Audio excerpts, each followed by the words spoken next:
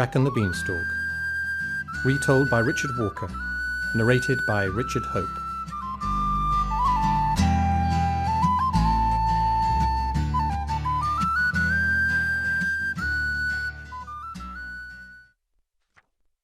I'm not going to start by saying that Jack was lazy.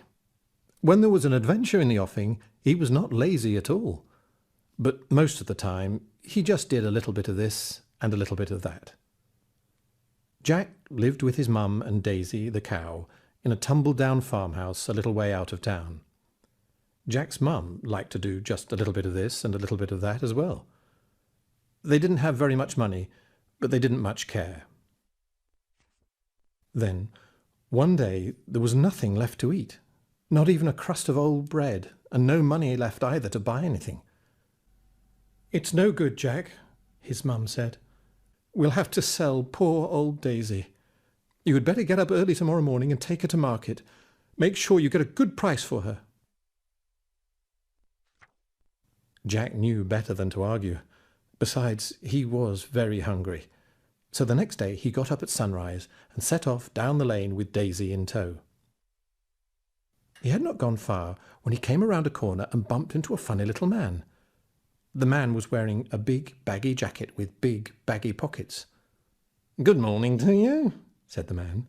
"That's a nice-looking cow you have there. Do you fancy doing a swap for her?" Jack remembered what his mum had told him, so he asked, "What will you give me in exchange?" "These," declared the funny little man, and plunging a hand deep into one of his pockets, he pulled out 6 plump beans. "Those?" asked Jack. "Yes," said the funny little man. "These. Don't think these are just ordinary beans. Oh, no. These are magic beans. But you will have to be careful with them. I've lost the instructions for them, so I'm not sure what they do." Well, there was nothing Jack loved better than magic, so he handed over Daisy, took the beans, and hurried home. As soon as he reached the back door, Jack burst into the kitchen and proudly threw the beans down on the table. "What's this?" exclaimed his mum. "Oh dear," thought Jack. "They're magic beans, Mum. I swapped them for Daisy. At least we've got something to eat. Well, we will have when they've grown." Jack's mum was furious. She went white in the face and shouted and stamped. Then she threw open the window and flung the beans outside. That night, Jack and his mum went to bed feeling miserable and hungry. But in the garden, things began to happen. The beans slipped down through cracks in the ground. Their roots wriggled deep into the earth and shoots pushed upwards. They burst through the hard crust of the soil and, twisting and tangling together, they grew high into the sky. They kept on growing and growing until they reached the land of the clouds. Then a long, wiry tendril reached down to the house and tapped on Jack's bedroom window. "Who's that?" Jack yawned. He saw strange shadows in the moonlit window, and, not sure whether this was a dream or a real adventure, he padded across the room and drew back his curtains. There, bending and swaying in the moonlight, was the most enormous beanstalk he had ever seen. "I wonder where the top of it goes to," Jack said to himself. There was only one way to find out. Without stopping to think twice, he clambered over the windowsill and started to climb. Soon the house was just a tiny dot far below. Still he made his way upwards. Finally, he reached the land of the clouds and stepped off the beanstalk onto the fluffy grey ground. In the distance, he could see a huge castle. Jack walked straight up to it and knocked on the door. He heard the clank of keys being turned, the rumble of bars being slid back, and the rattle of chains being unfastened. Then, at last, the huge door creaked open a crack, and he saw a little old woman peering at him by the light of a candle. "You can't come in," she whispered, He'll be back soon. Go away. Please, Jack begged. I'm a stranger here and starving hungry. Can't I just pop in quickly for something to eat? The woman looked at him more closely and saw that he was a nice-looking lad with a ready smile. Very well, you can come in for a minute, she said, but don't let him catch sight of you. Who's he? Asked Jack, as they made their way along the dusty castle corridors to the big kitchen. Lining the walls were mounds of huge bulging sacks which jingled as Jack brushed against them.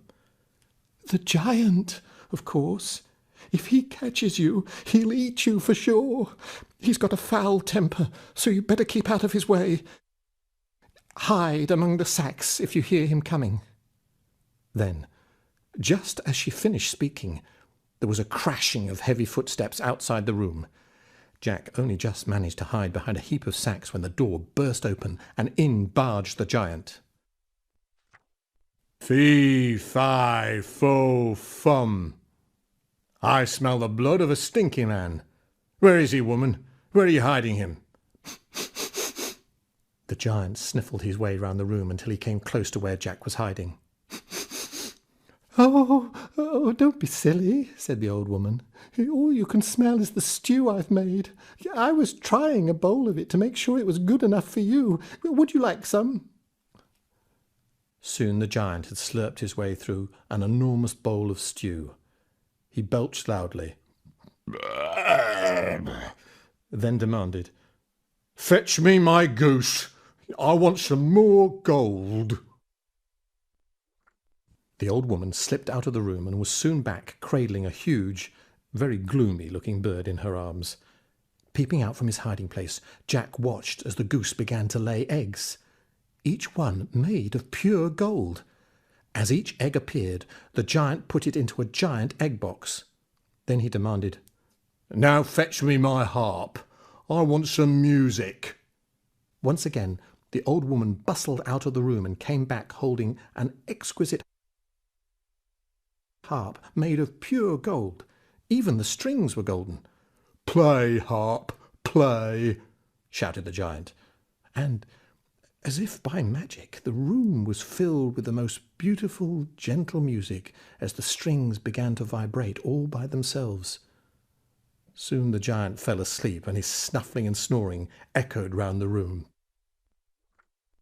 Jack crept out from his hiding place and quietly began to drag one of the bulging sacks full of gold coins across the kitchen floor. It was very heavy, and it jingled as he pulled it, but the giant did not stir. Jack heaved and dragged the sack right out of the castle, across the cloud, and back to the top of the beanstalk. The sack was too heavy for him to carry any further, so he left it there and slid quickly down. When he reached home, Jack found his mum staring up at the beanstalk and scratching her head. Rope! Cried Jack as he sprang to the ground. He ran off to the shed and came back a few moments later with great coils wrapped round him. Then he set off back up the beanstalk. After a while, he felt the rope become loose, and he knew that the sack had reached the ground safely and that his mum had untied it. At the top of the beanstalk, Jack tied one end of the rope to the stem and the other to the sack of gold.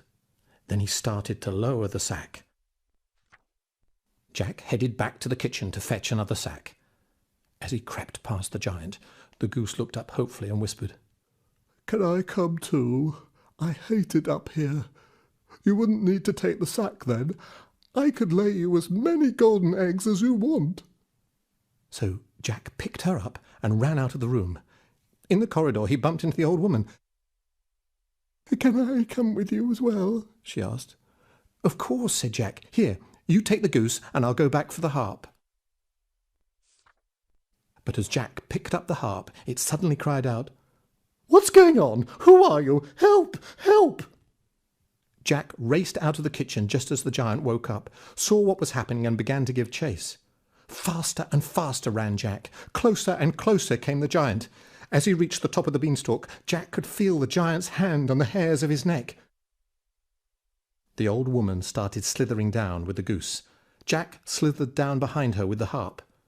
They could hear the giant shouting and swearing as he tried to follow them.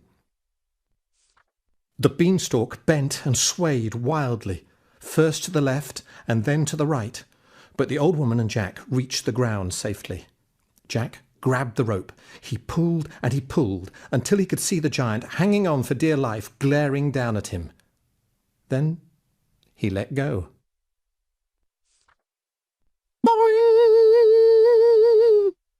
The beanstalk shot upright like an enormous catapult. Unable to hold on any longer, the giant flew off the end. He soared away into space and was never seen again. And, as far as I know, he's still there. The old woman went inside to make a pot of tea. Mum put the golden harp on the kitchen dresser, and Jack made the magic goose a special hut. He put the sack of gold in the cellar and took out a coin whenever he needed to buy something. And the last time I went to visit, the harp played jigs and reels. So we all had a merry dance.